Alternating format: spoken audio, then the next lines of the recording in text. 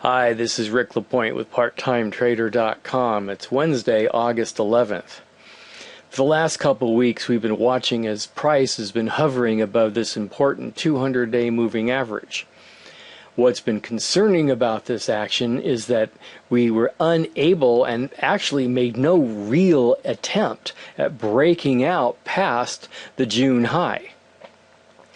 So at the time I was thinking, well, we may be just kind of waiting for price to catch up to these uptrend lines. We've seen that happen many times in the past. And so there wasn't any real concern, and not a whole lot we could do about it. We saw a bounce from our uptrend line here at roughly the 78% fib line. We saw another bounce off the uptrend line yesterday.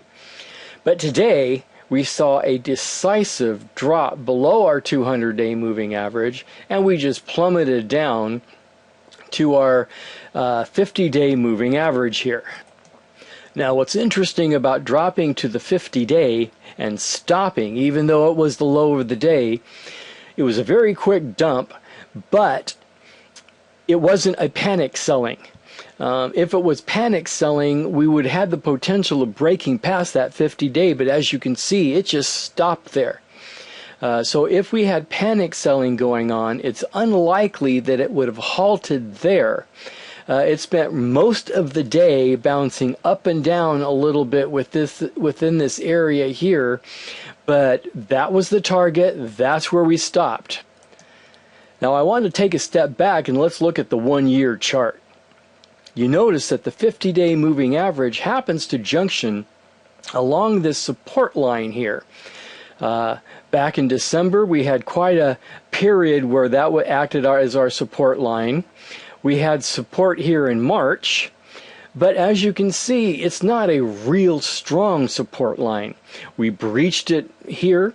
We dipped below 1 day here. We breached it significantly, and it was kind of a mud area. Even though this was a mud area, the 200-day was pretty strong resistance here.